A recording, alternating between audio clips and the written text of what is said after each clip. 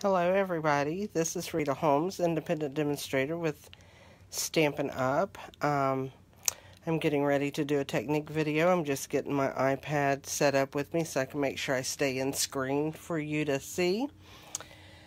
Again, I'm an independent demonstrator with Stampin' Up, and I show techniques every Tuesday on my Facebook page, which is Stamp Crazy VIP.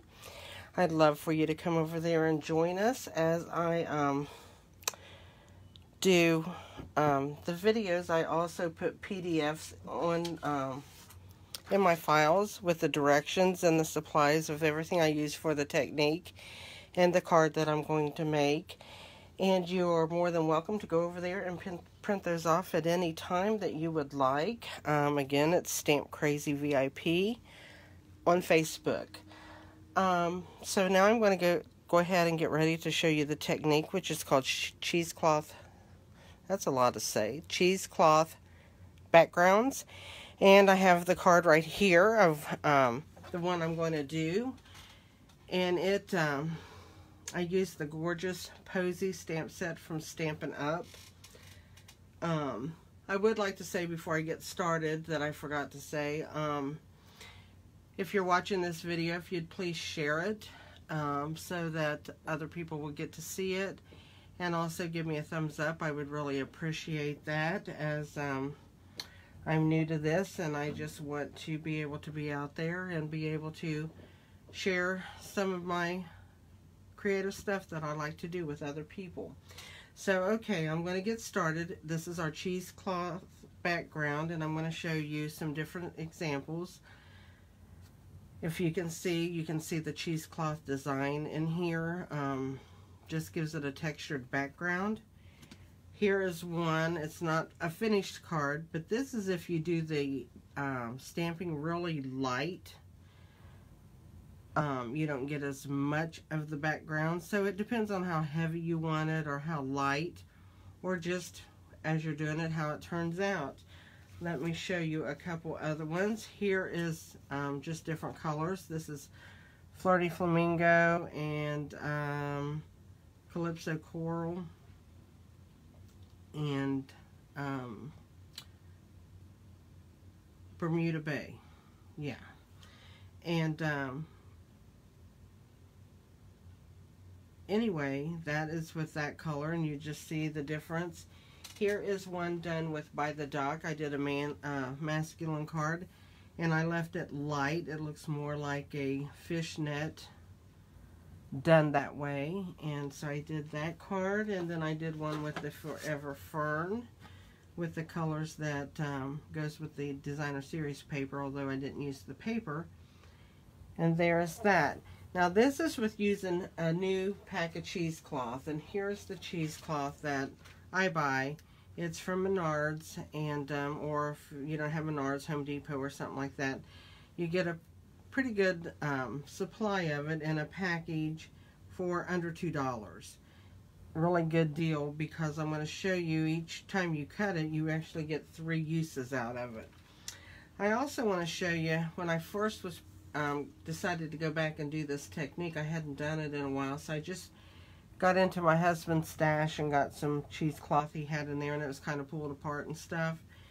So here's a card I did with it, and as you can see, it's not real uniform, with the cheesecloth looking new, and so it's kind of distorted looking, which I kind of like that too. And if you like that kind of background, just take and pull on your cheesecloth until you get it a little distorted.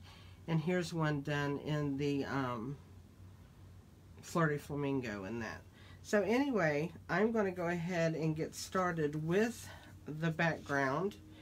So what I want to show you first is when you're doing this, what I do, I'm going to get a piece of dark paper here so you'll be able to see it better instead of on that white.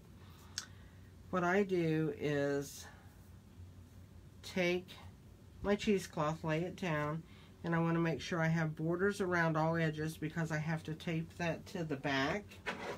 And I just cut this.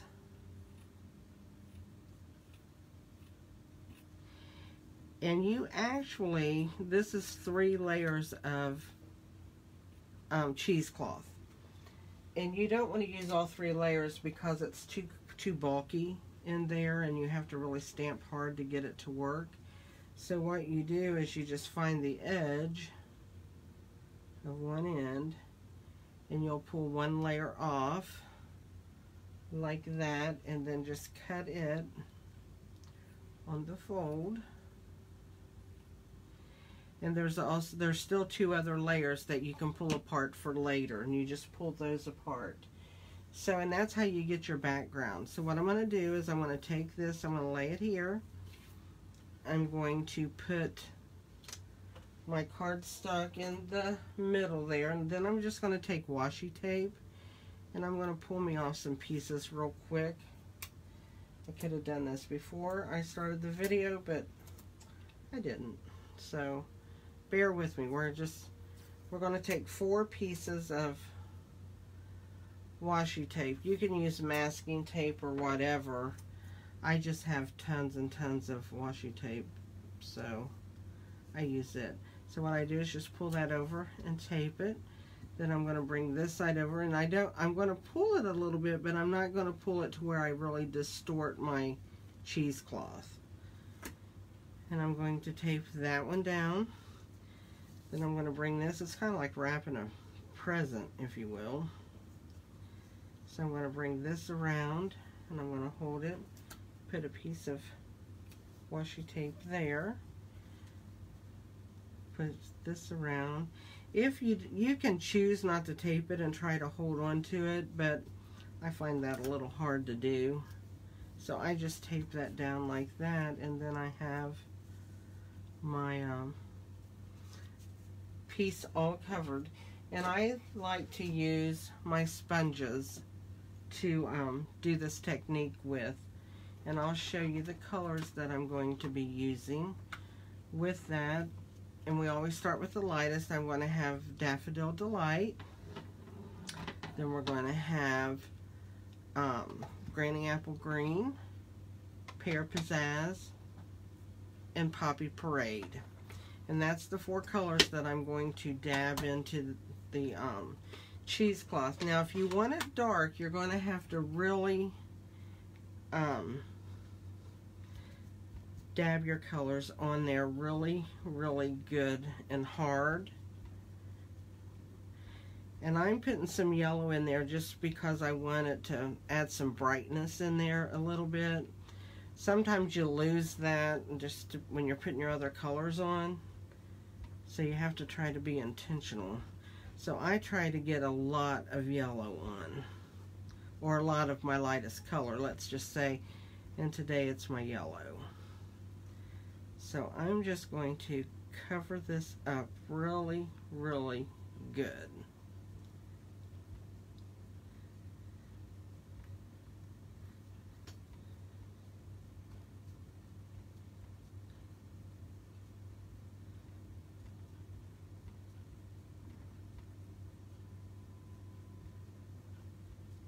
So there is my yellow. I think I've gotten that pretty good. And I think I'll just kind of dab and get my sponge cleaned out at the same time. Okay, now I'm going to come in with Granny Apple Green. One of my favorite greens. It's so bright and cheery. I'm going to take my green, make sure okay, here we go. I'm being really heavy-handed, so sorry I'm shaking the table so much. Now I don't want to cover all my yellow up, but I do want to get some green in there.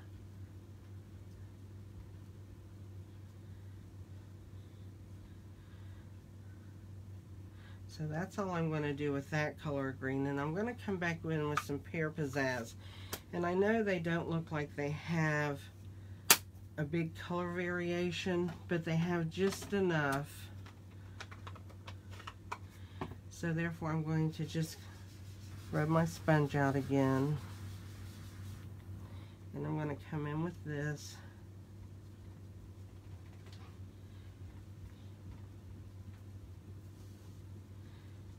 kind of darken up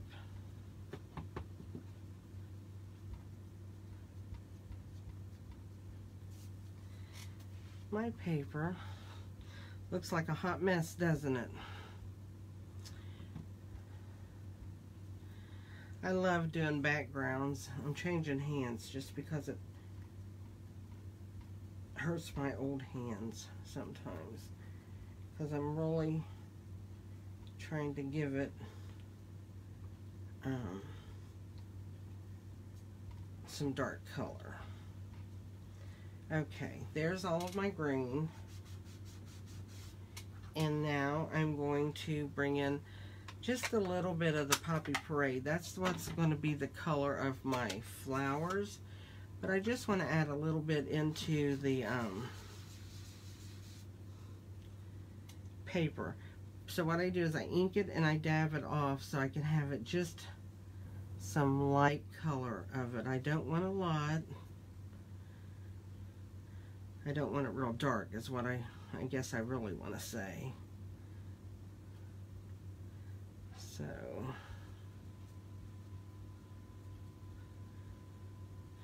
okay, now we're going to see if I'm going to get a light colored paper or a dark colored paper. It's always a guess to me because it's really hard to check it because you have it all taped down. So let me move my sponges out of the way. We'll just turn this over. And it's not the end of the world if it's too light for you. I'll show you what you can do about that. Let's check and see what mine looks like.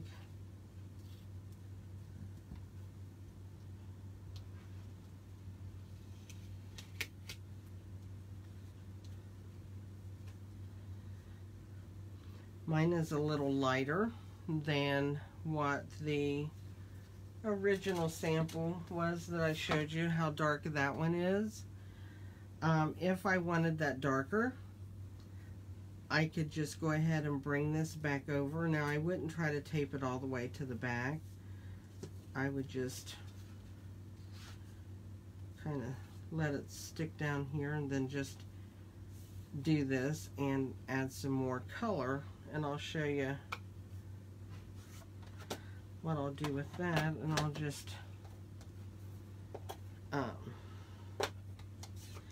take one of my greens again, get my green sponge,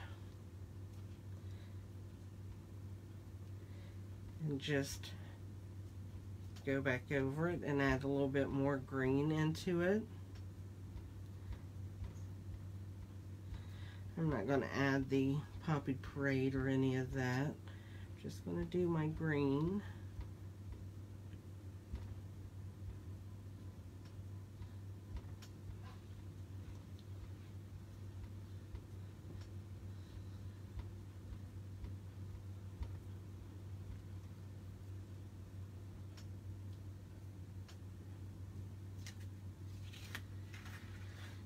And therefore,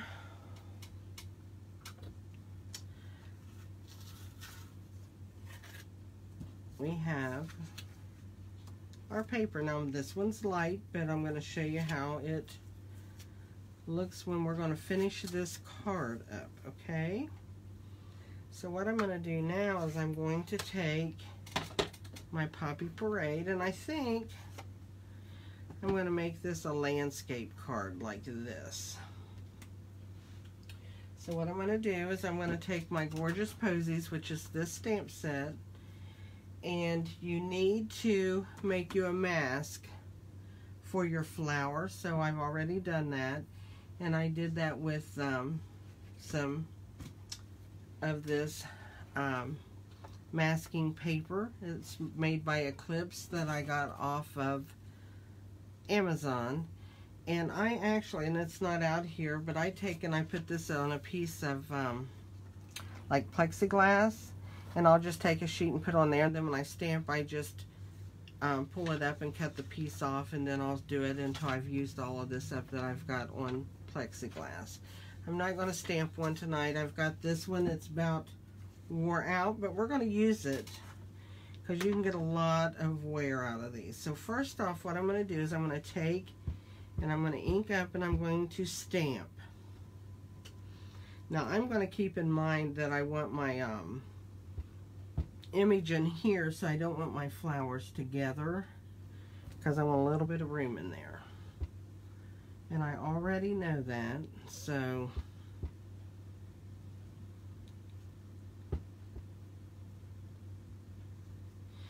and I think I'm just going to stamp a little piece down here. Okay, so there we go. That's going to be our flower. Then what I want to do is I'm going to bring in cherry cobbler. We didn't use that in the beginning, but that's going to be the center of my flowers, the little dots that I'm putting in there.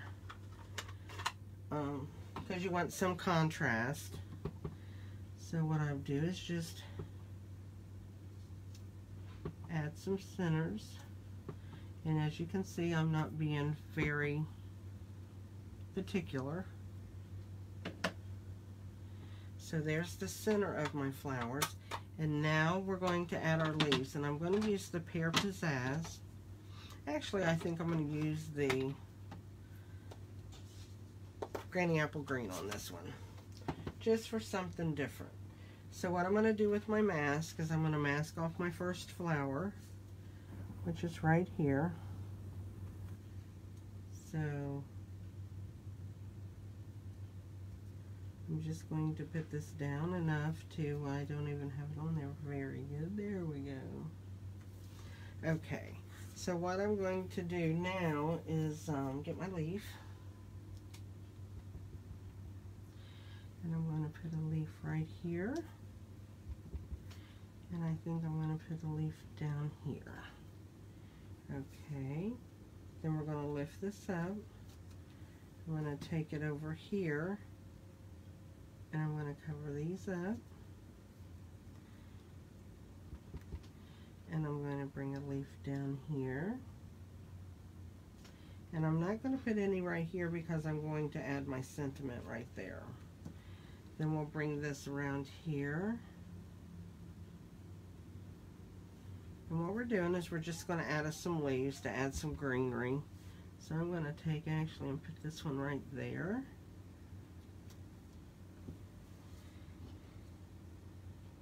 And let's do this, and then I'm just going to have a little bit of leaf since we're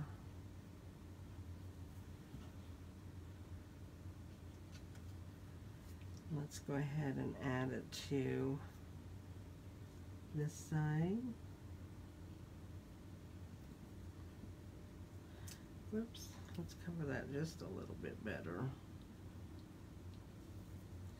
There we go. My mask is getting a little bit worn out. It's been through a lot, but that's okay. So let's see how this is going to look. And I think, actually I think what I'll do is bring a leaf down here.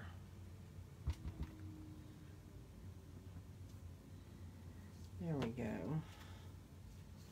So there is my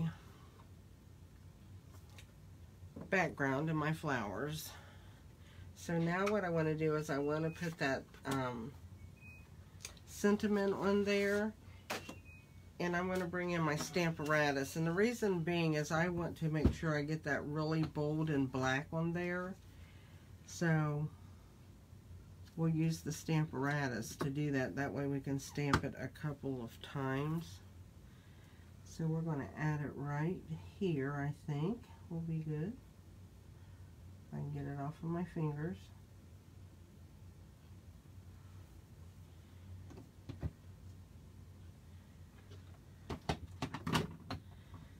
So what I'm going to do is I'm going to ink that up.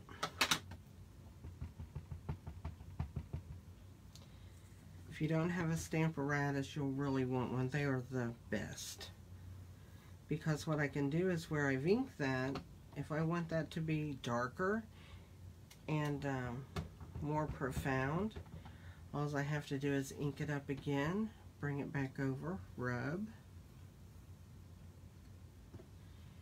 And you see how dark that gets. And even if I wanted a third time to really make sure I'm dark, I can go 3 times. And on and on and on. But 3 is going to be enough. See how dark, nice and rich and dark that is? That is, so that my saying with the background and all will look nice. Until I clean that, I always stick a paper towel in there if I'm leaving a stamp one there. So, okay, that is our background and our stamping that we wanted to do. And my light just went out. That was nice, wasn't it? Let's see here if we can get it back on real quick. I bet not.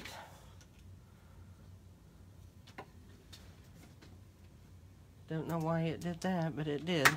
Okay, we're back. Back with some lighting, girls. Sorry about that. Okay, what we're going to do now is we're going to take, and I'm going to add this to a piece of Poppy Parade. I'm going to use the Tombow glue, just because that gives me wiggle room when I'm putting it together. So I'm just going to stick that on there, pick it up, and then just give it a slide if I need to before I press it down. Once I press it down, it's stuck. Okay, then what I'm going to do is fold my card over. If you've watched my videos before, you know I use Pampered Chef's pot scrubbers for my bone folders, just because that's what I like really, really well. I'm going to go ahead and I'm going to glue this white down on the front of my card.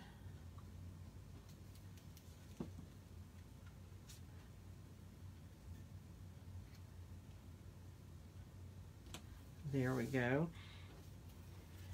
And I'm going to do that in a portrait style. So what I'm going to do now is I'm going to take and I'm going to add some dimensionals onto my back of my Poppy Parade color.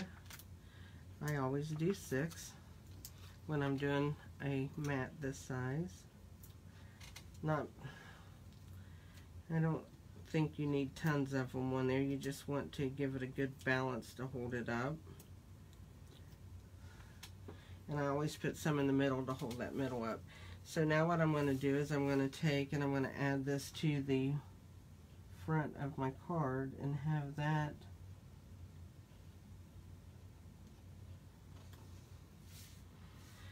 okay, and there we go. There's that. Now another thing I did is I took some jewels and I took my Stampin' Blends, because I didn't want to use these in just the rhinestone, the clear color.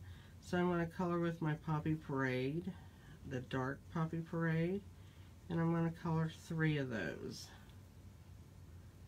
So make sure I get them colored good. This is a great thing to be able to do with this. And then I'm going to take my pick tool and I'm going to pick them up, and then I'm just going to add them to my card. Let's put one up there. Well, you didn't want to, I've not had that happen with my pick tool. Well, how about that? There we go. And then we'll add the last one. I think I'll do it right here. That's good. Okay, one other thing that I forgot to do that I'm going to do is I'm going to take, this is going to be the inside of my card. So I'm going to take my stamp real quick, and I'm going to stamp the flower for the inside of my card. As you can see, I've done that on this one. I just like the looks of that instead of just putting something really plain in there. So here again, I'm just going to stamp, and I'm going to do the exact same thing we did before. I'm going to use my cherry cobbler, which is my go-to red color. basically, and stamp the center. I'm going to use my mask one last time, I do believe, because I think if I do any more cards, I'm going to have to cut me a new one. And that's like the second mask I went through, and I've done quite a few cards. So I'm just going to stamp my leaf. And then there's the inside of my card. I'm going to put a leaf down there. I think I got a little bit of red down there, so I'll just put that one up there. There we go. Okay. Ad lib, handmade. That's what I always say. It's a handmade card. So what I'm going to do is I'm going to take and put this into this inside. How many of you make these mistakes and then have to hurry up and fix them to make it look like you knew what you were doing? That's what I said. And my saying is, and I've said this for years because I've been teaching rubber stamping for over 20 years, and one of my sayings is when in my class people would mess up, I would always say, it's not a mistake, it's an embellishment opportunity, which means you can do something extra to it. And so there's my card with the cheesecloth. Now you can see how light this one is, you can see how dark this one is, and you can see the distorted one. So there's the same color, 3 different cards. Really fine detail with your cheesecloth, really light detail with your cheesecloth, and a distorted look with your cheesecloth. Now if you've got a new piece of cheesecloth and you want that distorted look, I'm going to lay this here. Just take that and kind of pull these threads out like this. See how I'm getting that, how it's loosening up there? And that's what my cheesecloth looked like earlier when I did that. And see how I can get that all kind of distorted? And you can use that in doing your card too. It's really, really cool. I would suggest you all giving this a try. It's a cheap background to make with the thought that the cheesecloth is so very, very inexpensive to use. And again, I used the Gorgeous Posies stamp set, which is just a great stamp set. And, you know, you can really be pleased with it. It does a lot of good stuff. But until I get back on with another technique, I'm going to let you all go. I hope you've enjoyed it, and I hope to see you soon. Thanks. Bye.